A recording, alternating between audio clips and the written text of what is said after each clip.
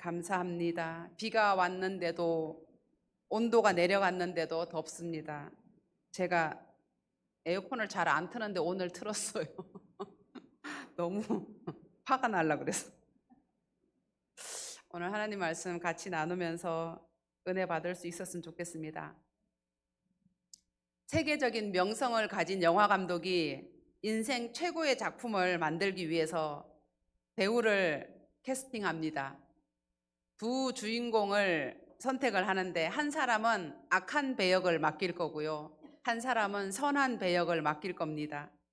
악역을 맡은 배우는 키가 크고 잘생기고 사람들이 보기에 아주 매력적입니다. 인기도 많습니다. 그래서 돈도 많이 벌었습니다. 근데 반대로 선한 역할을 맡은 배우, 이 배우는 상대적으로 매력도 없고 볼품도 없고 처음으로 주인공에 발탁이 됐습니다. 같은 주인공인데 이 악역을 맡은 배우에게 굉장한 열등감도 있고요. 나도 저 사람처럼 유명한 배우가 되면 좋겠다. 나도 저 사람처럼 멋진 스타가 되고 싶다라고 하는 그런 꿈을 가지고 있었습니다. 촬영을 시작했습니다. 그런데 문제가 생깁니다. 갈수록 심각해집니다. 선한 주인공이 자꾸 악한 주인공을 따라가고 있어요.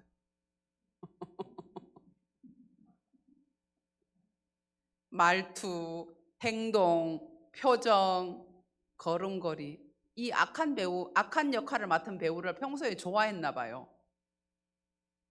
분명 선한 역할을 맡은 캐릭터인데 이상하게 바뀌고 있습니다. 점점 악역을 하고 있습니다. 악역은 너무 잘하고 있고요. 감독 입장에서는 큰일입니다. 화가 납니다. 물론 이해는 됩니다. 어떻게 맡은 인생 첫 주연인데, 그리고 저 악역을 맡은 대배우와 함께 주눅이 들 수 있죠. 따라하고 싶은 마음도 있었을 겁니다. 그렇다 하더라도 용납할 수 없죠. 작품이 목적한 바와는 다른 방향으로 가고 있기 때문입니다. 이 선한 역할을 한 사람이 선한 역할을 제대로 잘해줘야 되는 겁니다. 그래서 감독은 선한 역할을 한 배우를 부릅니다. 당신 왜 그래? 당신이 맡은 역할을 기억해 잘해야지. 선한 사람이 선한 역할을 해야지 악한 역할을 어떻게 하고 있어?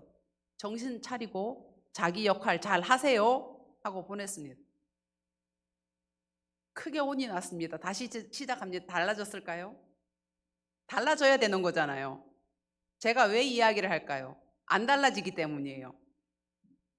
점점 자기 역할을 잃어버리고 있습니다. 그래서 감독은 결단을 합니다. 이대로 갈 수가 없어요. 어떻게 해야 할까요? 잘라야 돼.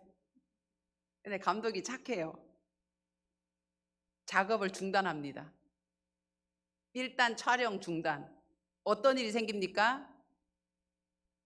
투자자들이 얼마나 눈치를 주겠습니까? 그리고 계획한 날짜가 있는데 그 날짜를 못 맞출 확률이 아주 높죠. 나름대로 계획이 있을 텐데 그 손해를 감수하고서라도 감독은 멈춥니다. 그랬더니 배우가 감독에게 찾아옵니다. 당신이 나를 징계한 것은 내 아버지 잘못을 나한테 화풀이 하는 겁니다.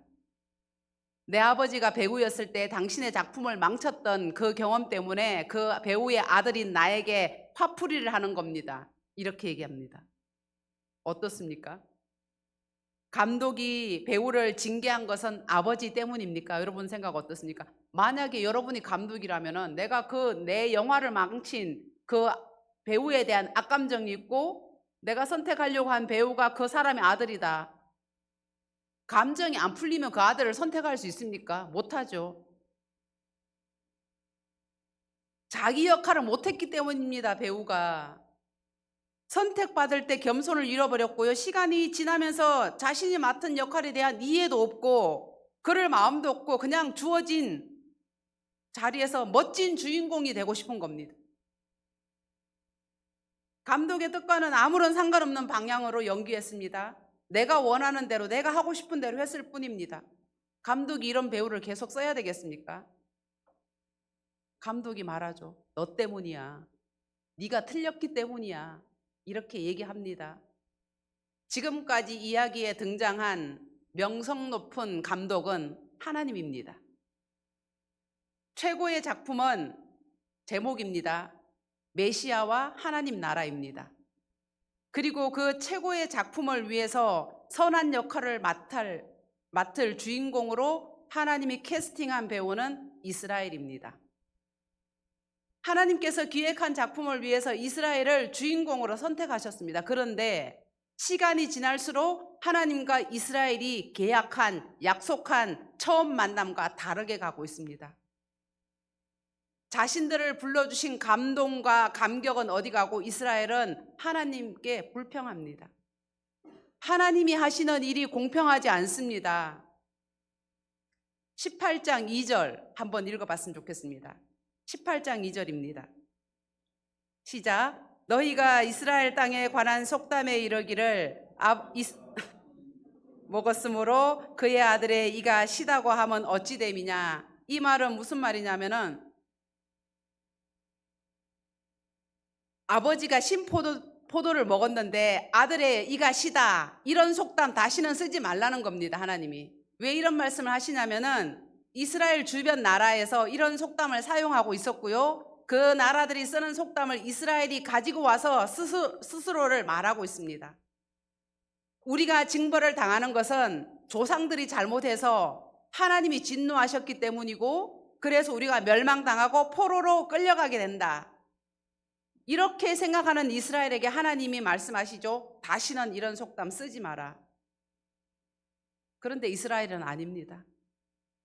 우리는 잘못이 없는데 하나님이 조상들의 잘못을 가지고 와서 우리에게 징계를 하시는 거잖아요. 그러므로 하나님의 길이 틀렸습니다.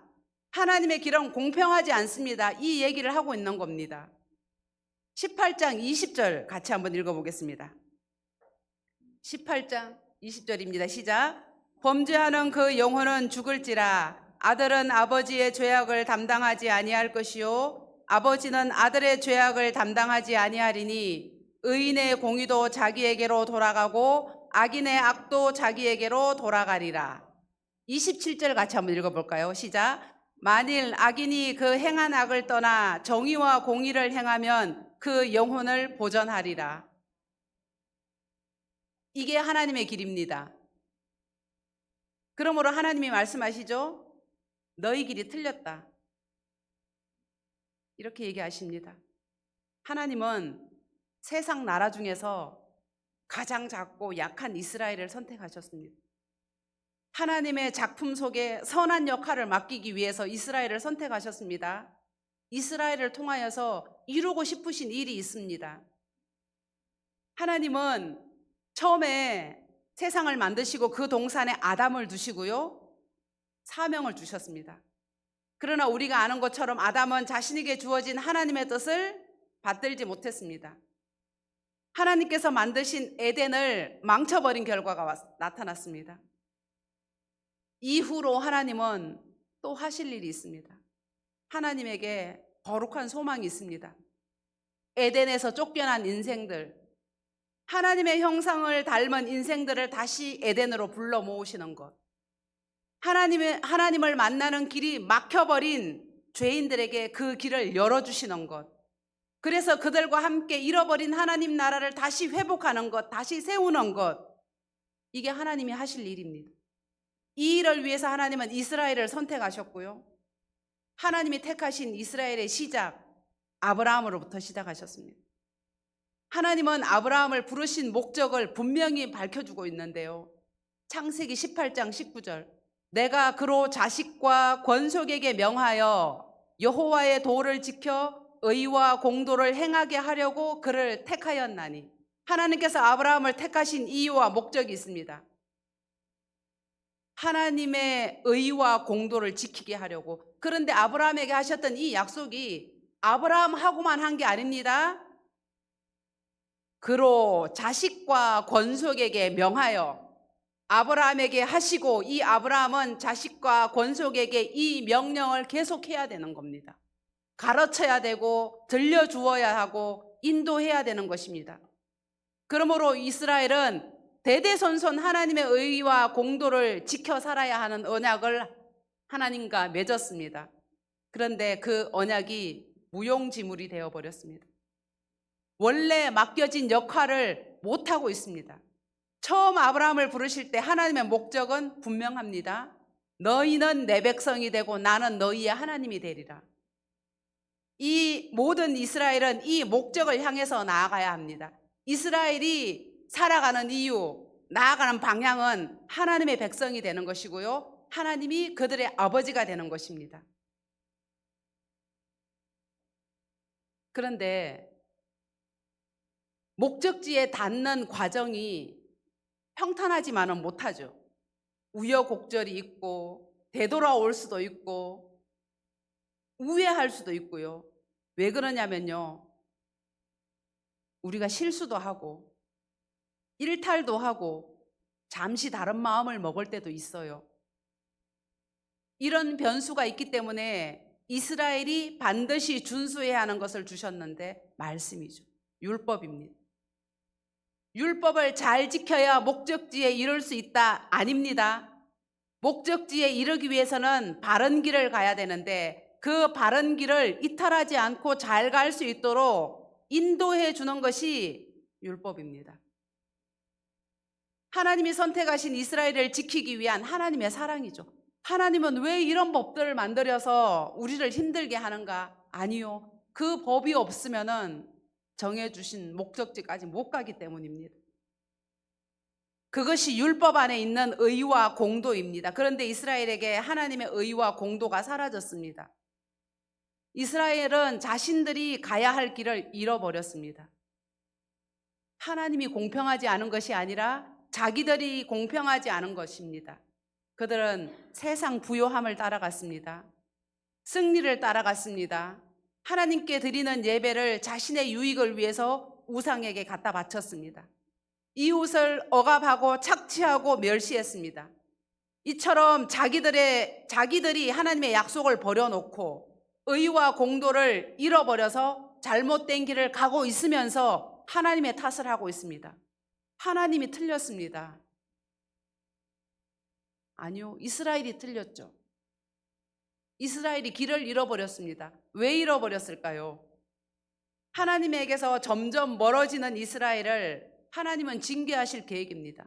에스겔 선지자가 하나님의 말씀을 받아서 그 말씀을 전하고 있는 겁니다. 그러나 하나님은 징계가 목적이 아니죠. 하나님은 이스라엘과 함께 가야 할 길이 있습니다.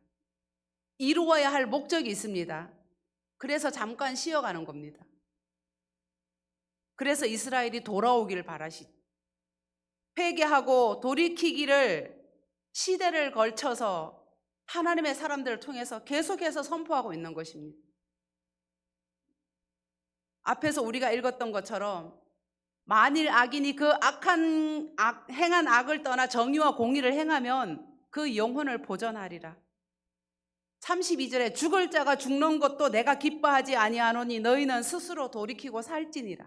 하나님의 뜻은 살라는 얘기입니다. 왜 죽을 길로 가냐고, 그 죽을 길로 가는 길에서 불러내시는 겁니다. 하나님은 악인의 죽음도 슬퍼하십니다. 악인도 돌이켜서 살기를 원하시고 돌아오면 살려주십니다. 하물며 직접 선택하신 이스라엘, 그들이 돌이켜 회개하기를 마음과 영을 새롭게 하며 살기를 바라십니다. 너희가 어찌하여 죽고자 하느냐? 죄악에서 돌아서서 원래 자기에게 주어진 길로 가라. 의와 공도를 지키며 살아가라. 이스라엘은 하나님이 약속했던 목적지를 잃어버렸습니다. 하나님은 우리 하나님이고 우리는 하나님의 백성이라고 하는 이 약속, 목적지를 잃어버렸습니다. 나의 하나님께 드려야 할 예배를 우상에게 갖다 바칩니다. 목적지 틀렸습니다. 가는 길이 달라도 변수를 만나도 목적지는 갈 수 있습니다. 그러나 목적지가 달라지면 가는 길은 점점 달라질 수밖에 없습니다. 제가 예전에 두물머리를 가려고 내비게이션에 두물머리 쳤어요. 그랬더니 제일 먼저 나오기를 그걸 딱 누르고 갔어요. 갔더니 경부고속도로로 가래요. 걔가 이상하네. 내가 두물머리를 갔다 왔는데 뭔 경부고속도로를 가라 그래서 다시 돌아왔죠. 내가 아는 길이니까. 근데 가다 보니까 또 고속도로로 가래요. 경부고속도로로. 제가 그 길로 계속 가면은 내가 원하는 두물머리 갈 수 있습니까? 못 가죠. 두물머리가 부산에도 있어요. 그 낙동강 하구 쪽에 있나 봐요. 제가 만약에 그 낙동강 하구 쪽에 있는 두물머리를 찍고 갔으면은 점점 멀어지는 겁니다. 목적지가 굉장히 중요하죠. 근데 그 목적지를 가는 길에 여러 가지 변수를 만날 수는 있습니다. 그러나 목적지가 분명하게 찍혀 있으면은 다른 경로를 알려주죠. 틀렸습니다. 경로를 이탈했습니다. 새로운 경로를 알려줍니다. 하면서 알려주잖아요. 근데 목적지가 틀려버리면은 안 돼요. 안 돼. 나의 하나님, 하나님의 백성이라는 이 목적지를 이스라엘은 잃어버리고 세상 번영과 성공을 입력했습니다. 그 길은 죄로 가는 길입니다. 목적지가 분명하면은 내비게이션에 입력되어 있으면 잘못된 길을 가도 바로 잡아줍니다. 목적지가 다르면 경로는 점점 다른 길로 갑니다. 목적이 세상 번영인데, 목적이 세상 성공인데 하나님을 향해 가는 길과는 같을 수가 없습니다. 하나님에게서 멀어진 이스라엘, 하지만 돌아서면 됩니다. 목적지를 바르게 입력하면 됩니다. 설령 잘못된 길에 들어섰다 할지라도 율법이 방향을 잡아줍니다. 의와 공도를 가지고 있으면 방향을 잡아줍니다. 돌아설 수 있습니다. 그런데 이들이 잃어버렸다는 얘기죠. 그럼에도 불구하고 하나님께서 이들을 사랑하셔서 선지자를 보내시는 겁니다. 조상도 부모도 아닌 너희 자신의 잘못이고 악함이다. 돌아오라. 너희가 가야 할 길이다. 이스라엘 백성들이 죄 때문에 멸망할 것이고 성전이 무너질 것이고 포로로 끌려갈 것이다라고 하니까 우리 잘못 아니고 조상 잘못인데 왜 우리한테 화풀이를 하세요? 하나님은 아니야. 조상 잘못 아니고 너희 잘못이야. 너희가 잘못한 거야. 이렇게 얘기합니다. 하나님의 뜻을 이루고자 이스라엘을 선택하셨지만 그 뜻을 이루기까지 이스라엘의 길은 험난하였습니다. 변수도 많았고요. 일탈도 악함도 많았습니다. 그러나 위대하신 감독 여호와 하나님은 결국 이루셨습니다. 하나님은 이스라엘을 통해서 무엇을 이루셨을까요? 말 안 듣는 이스라엘을 통하여서 하나님은 메시아를 이 땅에 보내셨습니다. 앞에서 말씀드렸죠.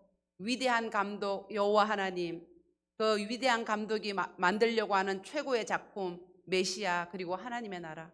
이스라엘은 메시아를 완성했습니다. 하나님이 억지로 데리고 가서 결국은 이스라엘을 통해서 이 땅에 메시아를 보내주셨습니다. 이스라엘의 의지와 상관없이 하나님은 이스라엘을 통하여 메시아, 하나님의 나라 중 메시아를 완성하셨습니다. 이스라엘의 길은 하나님께서 주신 율법을 붙들고 하나님의 약속을 향해서 나아가는 과정입니다. 그 길은 공평한 길이고 또 하나님의 길이기도 합니다.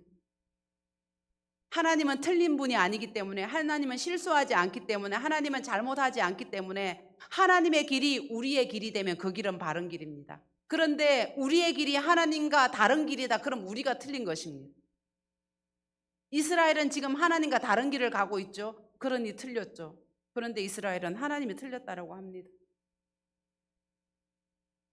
하나님의 길을 벗어나고 잘못 가고 있는 이스라엘에게 주시는 하나님의 심판을 우리가 들었죠. 돌아오라, 돌아오라. 왜 죽을 길로 가느냐? 살아라. 우리는 어떻게 받을까요? 우리는 과연 바르게 가고 있을까요? 돌이키지 않아도 안전할까요? 우리는 목적지를 분명하게 정확하게 입력하고 가고 있을까요? 이 음성에 우리가 자신 있는 사람이 얼마나 있을지 한번 생각을 해봅니다.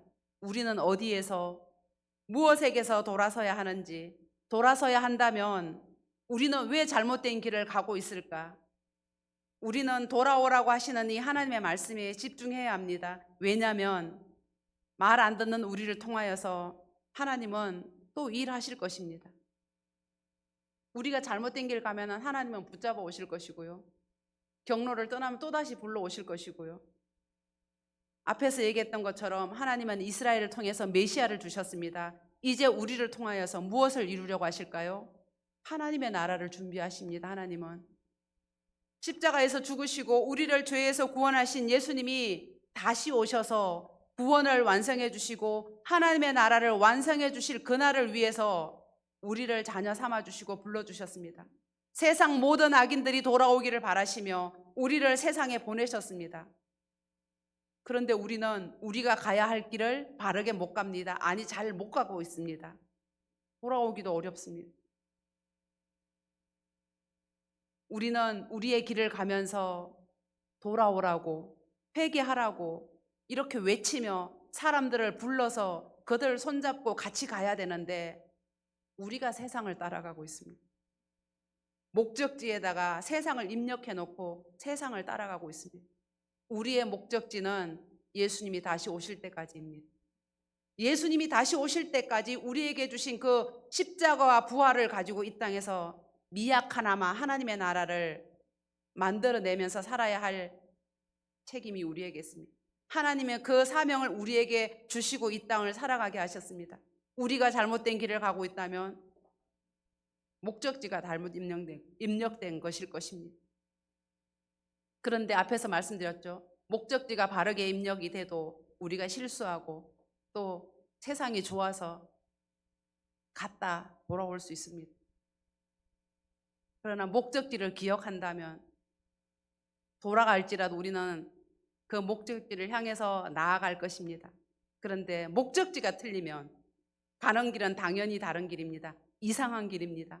갈수록 이상해지고요. 의심하고 결국에는 잘못되었고요. 그 길에는 함께 걸어주는 성령님이 없습니다. 옛날 이스라엘이 하나님께 불평을 말했던 것처럼 우리도 다르지 않습니다. 살면서 어려운 일을 당하거나 또 오늘 같은 세상을 만나면 하나님, 세상이 왜 이렇게 악합니까? 나는 잘못 없는데 저 사람들이, 이 사람들이, 나라가 재수가 없어서, 부모를 잘못 만나서, 나라를 잘못 만나서 등등등등 불평 불만이 많습니다. 과연 나는 아무 잘못 없을까요? 하나님이 말씀하실 겁니다. 네가 틀렸다. 네가 잘못했다. 네가 돌아서야 한다. 아멘으로 받을 수 있는 우리 되었으면 좋겠습니다. 네가 잘못했다. 네가 잘못했다. 아니죠. 내가 잘못했구나. 이 땅에 대한민국의 사회 구성원으로 살아가는 내가 잘못했구나.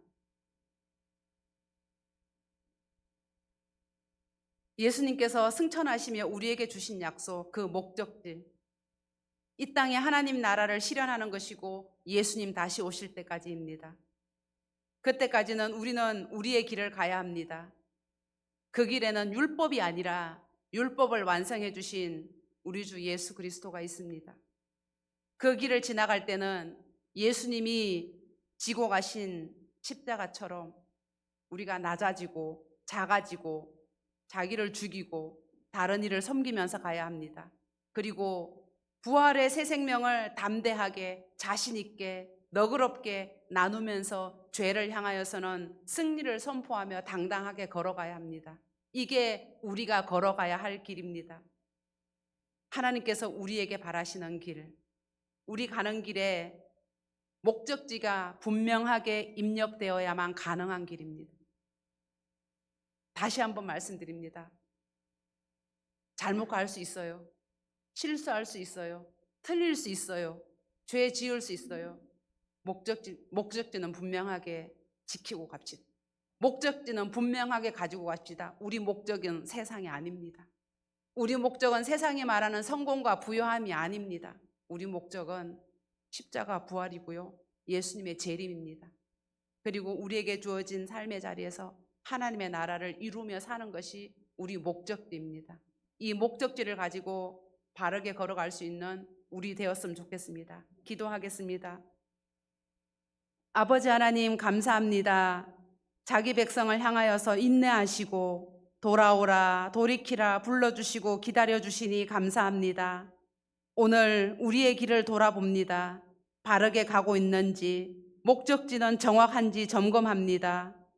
우리가 십자가의 길을 걷게 하시고 부활의 능력을 살게 하셔서 주님 다시 오시는 그날까지 우리에게 맡겨진 정직하고 의로운 하나님의 길을 걸어가는 우리 되게 하여 주십시오. 성령 하나님 동행하여 주십시오. 감사합니다. 예수님 이름으로 기도합니다. 아멘.